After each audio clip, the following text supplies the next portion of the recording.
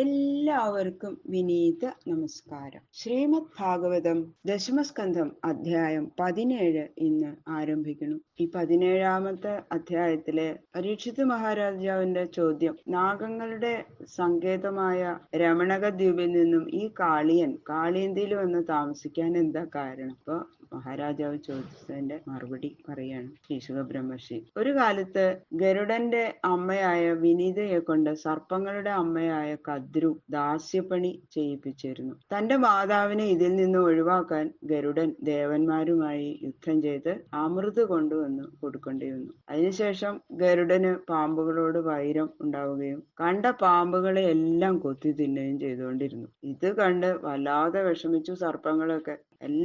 അവരെല്ലാവരും കൂടി ഒത്തുചേർന്ന് ഗരുഡനുമായിട്ട് ഒരു കരാറ് ചെയ്തു. മാസത്തിലൊരിക്കൽ കറുത്ത വാവു ദിവസം സർപ്പങ്ങളുടെ വകയായിട്ട് വിഭവസമൃദ്ധമായ ഒരു ബലി നൽകുക. അന്ന് അത് ഏർപ്പാട് ചെയ്യുന്ന പാമ്പിനെയും അത് ഗരുഡന് ഭക്ഷിക്കാം. ഇതാണ് കരാറ്. ഗരുഡൻ അത് സമ്മതിച്ചു. അങ്ങനെ ഈ ബലി എല്ലാ മാസവും നടന്നു വന്നു. അങ്ങനെ കാളിയന്റെ ഊഴമായി. അഹങ്കാരിയായ കാളിയൻ, അത്യുഗ്ര വിഷം കാളിയന് അതിബലവാനും, അതിന്റെ ഒരു അഹങ്കാര കാളിയനും. അപ്പൊ ബലിയൊക്കെ ഒരുക്കി വെച്ച് ഗരുഡനെ കാത്തു നിന്നു. ഗരുഡൻ വന്നപ്പോ കാളിയൻ ബലി ഗരുഡന് കൊടുത്തില്ല എന്ന് മാത്രല്ല, താൻ തന്നെ അത് മുഴുവനും അങ്ങോട്ട് തിന്നു. എന്നിട്ട് ഗരുഡനോട് യുദ്ധത്തിന് തയ്യാറായി. അഹങ്കാരം മൂലേ അങ്ങനെ നിന്നു. ഇത് കണ്ട് ഭഗവാന്റെ വാഹനമായിട്ടുള്ള ഗരുഡൻ ക്രുദ്ധനായി തന്റെ ഇടത്തെ ചിറക് കൊണ്ട് കാളിയനെ ഒരു അടി. അങ്ങനെ അടികൊണ്ട് വിവശനായി. ഭഗവാന്റെ വാഹനല്ലേ, ഭഗവാന്റെ അനുഗ്രഹം കിട്ടിയ ആളല്ലേ ഗരുഡൻ. അതുകൊണ്ട് കാളിയന് ഓടേണ്ടി വന്നു ഇവിടുന്ന്. അങ്ങനെ കാളിയന്തിയില് അഭയം പ്രാപിച്ചു. കാളിയന്തിയില് വരാതിരിക്കാൻ ഗരുഡനുണ്ട് ഒരു ശാപം കിട്ടിയിട്ടുണ്ട്. സൗഭരി മഹർഷി കാളിയന്തിയുടെ ജലത്തിനുള്ളില് വളരെ കാലം തപസ് ചെയ്തിരുന്നു. അപ്പൊ ആ കാളിയന്തിയിൽ ഉണ്ടായിരുന്ന മത്സ്യങ്ങളെ അദ്ദേഹത്തിന് വളരെ ഇഷ്ടമായിരുന്നു. അങ്ങനെ ഒരു ദിവസം അദ്ദേഹം മത്സ്യങ്ങളുടെ കളി കണ്ട് ഇങ്ങനെ രസിച്ചിരിക്കുകയായിരുന്നു. തപസ് ചെയ്താൻ പോയതാട്ടോ. അപ്പൊ ഈ മത്സ്യങ്ങളുടെ കളിയില് അദ്ദേഹത്തിന് രസം. ഈ സമയത്ത് ഗരുഡൻ അവിടെ വന്ന് മത്സ്യങ്ങളില് പ്രധാനിയായതിനെ കൊത്തിത്തിന്നു. ഇത് കണ്ട് ദേഷ്യം വന്ന മഹർഷി ഗരുഡനെ ശപിച്ചു. ഇന്ന് മുതൽ നീ കാളിയന്തിയിൽ വന്നാൽ നിന്റെ തല പൊട്ടിത്തെറിക്കും. ഇങ്ങനെയാണ് സൗഭരിയുടെ ശാപം. അപ്പൊ അത് കാരണം എന്താ, ഗരുഡന് കാളിയന്തിയിൽ വരാൻ വയ്യാണ്ടേ. ഈ കാര്യം മനസ്സിലാക്കിയ, ശാപവർത്തമാനം മനസ്സിലാക്കിയ കാളിയൻ ഗരുഡന്റെ ഉപദ്രവം ഇല്ലാതിരിക്കാൻ വേണ്ടിയിട്ട് കാളിയന്തിയിൽ വന്ന് അങ്ങനെ കൂടി. അങ്ങനെയാണ് ഈ കഥയൊക്കെ ശ്രീശുക ബ്രഹ്മർഷി ഈ അധ്യായത്തില് വിസ്തരിച്ചു പറയണു. അഥ ശ്രീമദ് ഭാഗവത ദശമസ്കന്ധ സപ്തദശോധ്യായ. ശുക്ലാംബരധരം വിഷ്ണും ശശിവർണം ചതുർഭുജം പ്രസന്നവദനം ധ്യായേൽ സർവവിഘ്നോപശാന്തയേ. ഗുരവേ സർവലോകാനാം ഭിഷജേ ഭവരോഗിണാം നിധയേ സർവവിദ്യാനാം ദക്ഷിണാമൂർത്തയേ നമഃ. നാരായണം നമസ്കൃത്യ നരം ചൈവ നരോത്തമം ദേവീം സരസ്വതീം വ്യാസം തതോ ജയമുദീരയേ. മൂകം കരോതി വാചാലം പങ്കും ലംഘയതേ ഗിരിം യൽകൃപാതമഹം വന്ദേ പരമാനന്ദമാധവം. കഥാമയം ഭാഗവതാഭിധാനാം ഹരേ തനും ദേ ചരിതൈ ത്വദീയൈ യഥാമതി ത്വൽപരിതോഷകാമസ്തൗമി പ്രസീദ അച്യുത മാരുതേശ. ഗംഗണപതയേ നമഃ. സംസരസ്വത്യൈ നമഃ. ഗുരുഭ്യോ നമഃ. ഓം നമോ ഭഗവതേ വാസുദേവായ. ഓം നമോ ഭഗവതേ വാസുദേവായ. ഓം നമോ ഭഗവതേ വാസുദേവായ. ശ്രീരാജോവാച നാഗാലയം രമണകം കസ്മാത് തത്യാജ കാളിയ കൃതം കിം വാ സുപർണസ്യ തേനൈകേന സമഞ്ജസം. കാളിയൻ തന്റെ സ്ഥാനം ഉപേക്ഷിച്ചു വരാനുണ്ടായ കാരണം എന്താണ്? സർപ്പങ്ങൾ വസിക്കുന്ന സ്ഥാനമായ രമണകൻ കാളിയനെ എന്തു കാരണം കൊണ്ട് ഉപേക്ഷിച്ചു? ഗരുഡ ഭയം കൊണ്ടാണെന്ന് അങ്ങ് അവിടുന്ന് മുമ്പ് പറഞ്ഞിട്ടുണ്ട്. അപ്പൊ അങ്ങനെയാണെങ്കിൽ അനേകം സർപ്പങ്ങൾ അവിടെ ഉണ്ടല്ലോ. ഈ കാളിയന് മാത്രം ഗരുഡനിൽ നിന്ന് ഭയം ഉണ്ടാവാൻ എന്താ കാരണം? ഇവൻ ഒരാള് മാത്രം ഗരുഡന് എന്തൊരു ദോഷാ ചെയ്തത് എന്ന് ചോദിക്കണം ശ്രീശുക ബ്രഹ്മർഷിയോട് പരീക്ഷിത്ത് മഹാരാജാവ്. അപ്പൊ അതാ ശ്രീശുക ബ്രഹ്മർഷി അതിന് മറുപടി പറയുന്നു. ശ്രീശുക ഉവാച ഉപഹാര്യൈ സർപ്പജനൈ മാസി മാസീഹയോ ബലി വാനസ്പത്യോ മഹാബാഹോ നാഗാനാം പ്രാങ്നിരൂപിത.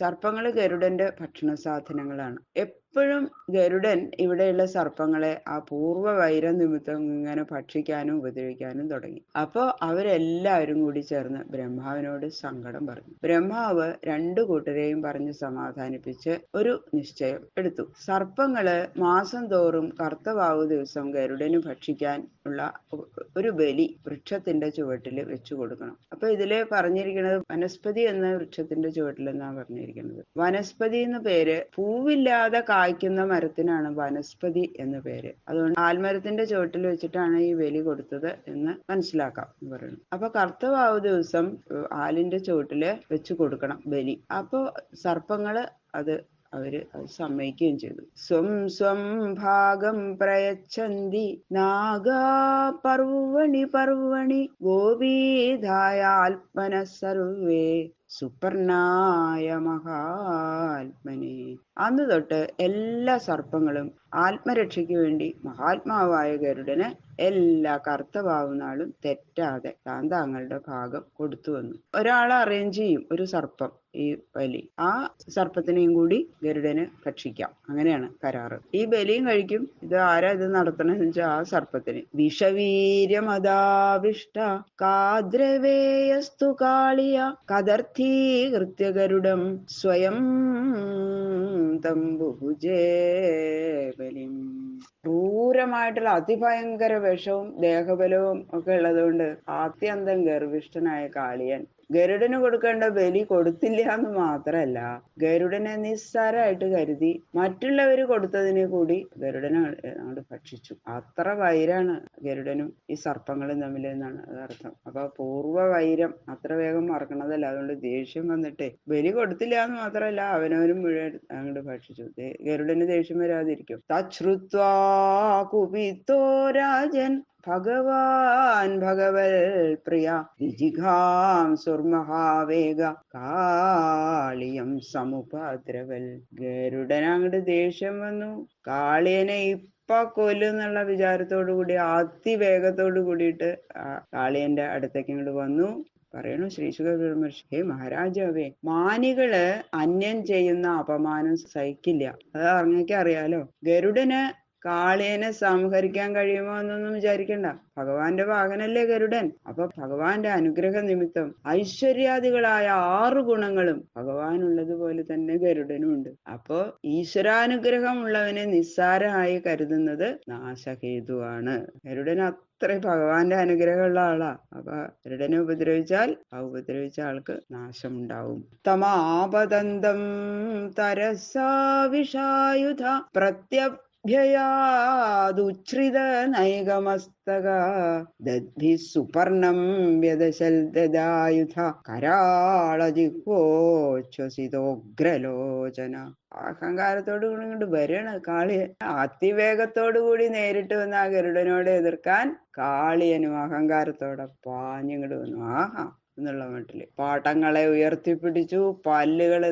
പല്ലുകളാണല്ലോ സർപ്പത്തിന്റെ ആയുധം. ആ ഭയങ്കരങ്ങളായ നാവുകളെ ആ വായയുടെ ഉള്ളിൽ നിന്ന് ഇങ്ങോട്ട് പുറത്തേക്ക് ഇതായിട്ട് അതിഭയങ്കര രൂപയായിട്ട് ഇങ്ങോട്ട് നിന്നു ഗരുഡന്റെ അടുത്ത്. എന്നിട്ടോ അത്യുഗ്രങ്ങളായിരിക്കുന്ന കണ്ണുകള് തുറിച്ച് മിഴിച്ച് നിലക്കി നിർത്തി ഗരുഡന്റെ സമീപത്ത് വന്നിട്ട് തന്റെ വിഷപ്പല്ലുകൾ കൊണ്ട് ഊക്കോടെ കൊണ്ട് കടിച്ചു. ഗരുഡനെ. തം താർക്ഷപുത്രസ്സ നിരസ്യ മന്യുമാൻ പ്രചണ്ഡ വേഗോ മധുസൂദനാസന പക്ഷേണ സവ്യേന ഹിരണ്യരോജിഷ ജഘാന കദ്രൂസുതം ഉഗ്രവിക്രമ.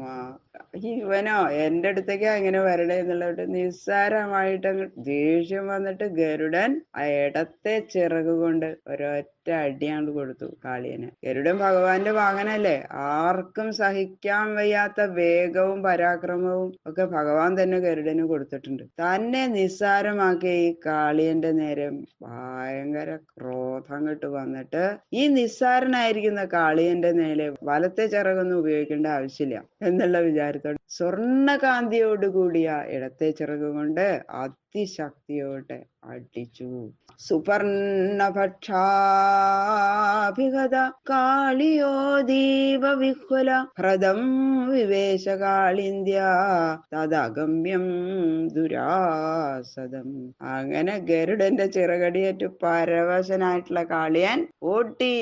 മതിയായി, മനസ്സിലായി, ഇത് പറ്റില്ല ഗരുഡനോട് ജയിക്കാന്ന്. ഓടി അവിടുന്ന്. അപ്പൊ എവിടേക്കാ പോവുക? ഗരുഡന് പ്രവേശിക്കാൻ പാടില്ലാത്തതും അത്യഗാധവുമായതുകൊണ്ട് ഗരുഡനെ എത്താൻ സാധിക്കാത്തതുമായ ആ കാളിയന്തിയിലുള്ള ഹൃദയത്തിൽ അങ്ങോട്ട് പ്രവേശിച്ചു.